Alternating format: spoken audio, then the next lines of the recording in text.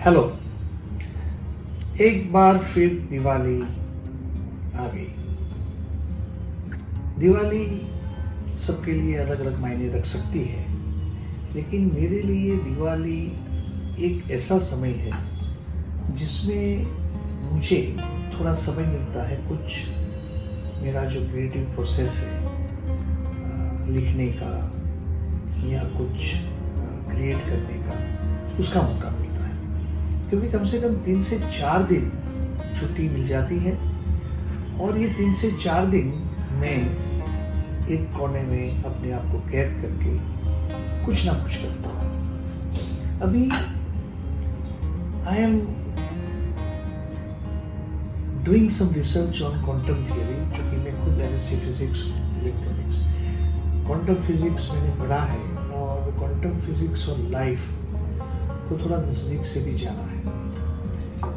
कुछ रीज़न की वजह से मैंने अभी गरुड़ पुराण सुना, कुछ और जो हमारे माइथोलॉजी किताबें हैं वो उसको पढ़ने का मौका मिला।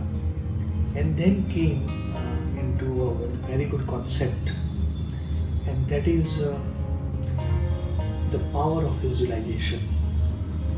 तो पावर ऑफ विजुअलाइजेशन जो है और जो क्वांटम फिजिक्स जो बोलता है, उसके ऊपर आज का ये टॉपिक है।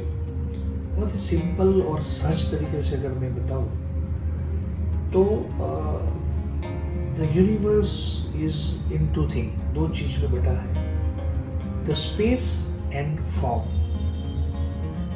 स्पेस अनंत है, उसका कोई शेप नहीं होता है, और वो स्पेस में जो भी हम लोग हैं या जो हम विजुलाइज करते हैं, वो जो मैनिफेस्ट करते हैं, वो चीज होती है।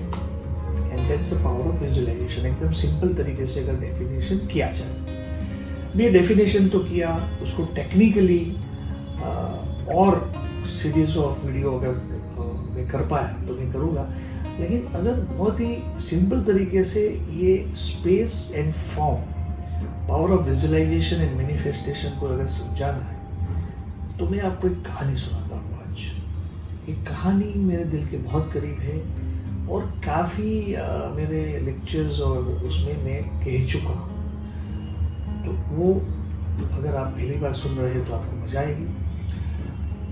ये कहानी है एक छोटे से गांव की। छोटा सा गांव है और गांव में जो भी लोग रहते हैं वो बहुत ही खुश है। क्यों? Because they are living in a minimalism. अगर लोहार है तो वो अपना लोहार कारीगरी का काम करके जो भी औजार बनाता है उसको बेच के उसको खाने का अनाज मिल जाता है। अगर कोई दर्जी है तो कपड़े सिल के उसको खाने का समय मिल जाता है। और अगर कोई फार्मर है, खेडूत है, किसान है, तो वो अपना खेती करके जो उपज है उसको दे के अपना बाकी का निर्वाह कर लेता है। तो एक ऐसा स्ट्रक्चर है कि जहाँ पे हर एक आदमी खुश है, ज़्यादा भी नहीं है, कम भी नहीं है, और वो अपनी जिंदगी जी लेते हैं। अब उसके गांव में एक छोटा सा घर है जिसमें फादर, मदर, एक छोटा सा बच्चा है।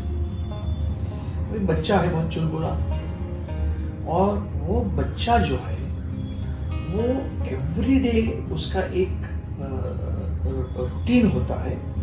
वो स्कूल जाते समय बीच में एक दुकान आती है, दुकान पे खड़े रहना, और वो दुकान पे लाल कलर का गुब्बारा, एक बलून लाल कलर का, उसको टिमटिमाता हुआ देखता रहता है। उसको वो लाल बलून चाहिए, वो लाल गुब्बारा चाहिए, लेकिन उसके पास पैसे नहीं है।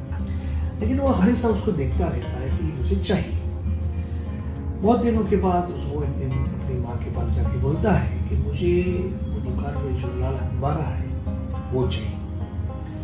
माँ बोलती है कि बेटे अभी तो पैसे नहीं है, लेकिन अभी फसल कटने को है, जैसे ही फसल कटेगी पैसा आएगा तो उसमें से मैं तुझे पैसे दूंगी और तू लाल गुब्बारा खरीद लेना।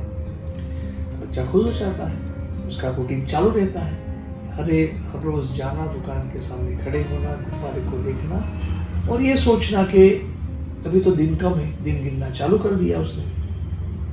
कि इतने दिन में कम से कम फसल कटेगी, पैसे आएंगे और गुब्बारा मिल जाएगा। अब होता क्या है, कहानी में ट्विस्ट, अचानक तूफान आता है, बवंडर आता है, बहुत जोरों की बारिश होती है, इतनी जोरों की बारिश होती है कि नदी में बहाव आ जाता है और काफी नुकसान हो जाता है गांव को, मतलब पूरा गांव जैसे कि बह जाता है। और बिकॉज ऑफ दिस उनकी जो फसल है वो भी बर्बाद हो जाती है।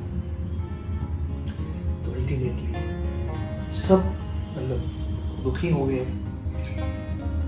तो बच्चा बोलता है कि माँ अभी फसल तो कटेगी नहीं, तो मेरा गुब्बारे का क्या? तो बोला बेटे अब 1 साल तेरे को इंतजार करना पड़ेगा, नेक्स्ट टाइम वापस हम लोग फसल बोएंगे, काटेंगे, पैसा आएगा, मैं तुझे पैसे दूंगी, तू गुब्बारा खरीद ले। अभी बच्चा भी सोचता है क्या किया जाए, मायूस हो जाता है, लेकिन रूटीन चालू रहता है, हर रोज दुकान पे जाके खड़े रहना, गुब्बारे को देखना, वापिस आना। माँ भी बेचारी देखती रहती है कि कितने चाव से इसने गुब्बारे के लिए सोचा होगा और बेचारी नहीं खरीद पाया बेटा। माँ भी थोड़ी दुखी हो जाती है। काफी दिनों के बाद माँ को लगता है कि उसको कुछ ना कुछ जुगाड़ करके पैसे दे देने चाहिए, बेचारा गुब्बारा खरीद लेगा। 1 साल तो बहुत बड़ा समय है, तब तक तो गुब्बारा रहेगा नहीं रहेगा वो भी तो प्रॉब्लम है। तो कहीं से माँ कुछ पैसों का इंतजाम करती है, कहीं पे रखे हुए होंगे, पैसे देती है और बोलती है कि बेटे अच्छा गुब्बारा ले ले। बच्चा जो है उसको तो ऐसा लगता है कि उसको तो पूरा जहान मिल गया। वो रॉकेट गति से दौड़ता है, दुकान की ओर जाता है और तुरंत पैसा देके बोलता है गुब्बारा। अभी जैसे ही ऊपर देखता है तो क्या दिखता है, वो लाल कलर का गुब्बारा तो नहीं है। बोलता है कि गुब्बारा चाहिए था मुझे। दुकानदार बोलता है कि बेटे तो बिक गया। बोला नए गुब्बारे? बोला अभी तो जब आएगा तब आएगा, बोल नहीं सकते कब आएगा। अब बच्चा उसको तो जैसे कि जमीन पैरों की तरह से खींच गई, वो रोने लगा, इतना रोया इतना रोया। अब पूरी मतलब हर एक चीज उसके गुब्बारे की ओर थी और वो गुब्बारा ही नहीं रहा। रोते रोते बेचारा नदी की ओर चल पड़ा, नदी के किनारे बैठे बैठे रो रहा है और गुब्बारे को याद कर रहा है। अब उसके गुब्बारे को वो इतनी जबरदस्त तरीके से उसको चाहिए था, मतलब इतना सोचा था गुब्बारे के बारे में कि उसकी हर एक चीज पूरी गुब्बारे की इर्द गिर्द घूमी थी। So that's a manifestation, visualisation. गुब्बारा कुछ भी हो जाए चाहिए। अब बच्चा रोए जा रहा है। अचानक पीछे से एक हाथ आता है उसके कंधे पे और उसको टैप करता है उसका कंधा। रोते रोते पीछे देखता है, पीछे एक सफेद दाढ़ी में एक इंसान खड़ा है, उसके हाथ में लाल गुब्बारा है। वो हंसते हुए उसको लाल गुब्बारा देता है।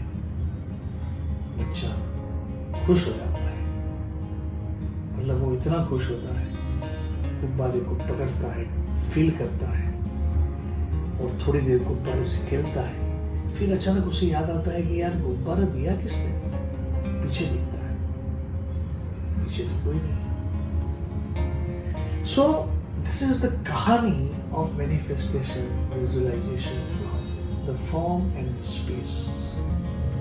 तो ये दिवाली आप सबको दिवाली और नए वर्ष की शुभकामना। और मैं ये कहना चाहूंगा कि आपको जो चाहिए, आपके जो सपने हैं, उस सपने को अगर आप पावर ऑफ विजुअलाइजेशन से फॉलो करेंगे तो नथिंग इज